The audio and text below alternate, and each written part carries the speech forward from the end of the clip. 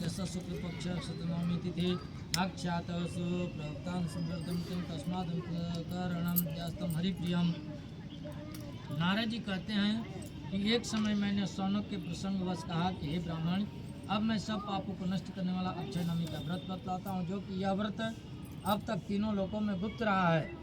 हे तपोधन, उस व्रत का सारा विधान आज मैं तुमसे कहूँगा। कार्तिक शुक्ल पक्ष की नवमी तिथि व्यास आदि बड़े बड़े मुनियों ने भी इसे अक्षय नवमी कहा। इस दिन का किया कर्म कभी नष्ट नहीं होता है, क्षय नहीं होता है। इसमें जो करना चाहिए उसका विधान विष्णु भगवान का अति प्रिय है, उसको सुनो।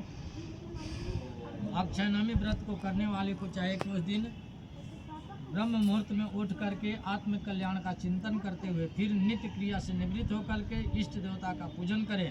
तत्पश्चात सर्वप्रथम पंचों प्रकार जुटा करके भगवान विष्णु का पूजन करें और आंवला युक्त उत्तम पकवान बनाकर भगवान को भोग लगाएं। उस पकवान में जीरा, नागर मोथा, काली मिर्च, अनार एवं गड़ी भी पड़ा रहना चाहिए। इसके बाद एक सफ़ेद कुम्हड़ी में सोना भर करके संकल्प करके और शक्ति के अनुसार दक्षिणा देकर श्री कृष्ण प्रियतम ऐसा कह करके किसी ब्राह्मण को दान दें। यथाशक्ति दक्षिणा समाधि जाति ब्राह्मण को देकर प्रसन्न करें।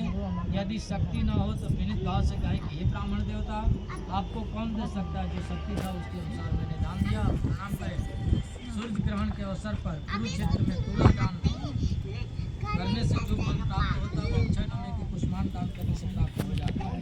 वही मनुष्य बड़े बड़े पातक या उपपातकों से युक्त क्यों न हो, परंतु यदि कुष्मांड दान किए जाता है तो पवित्र हो जाता है, वह कभी यम लोग को नहीं देखता है। हे द्विज, कुष्मांड दान करने वाले प्राणी सब भोगों को भोकर इच्छा अनुसार सभी लोगों में घूमते हैं।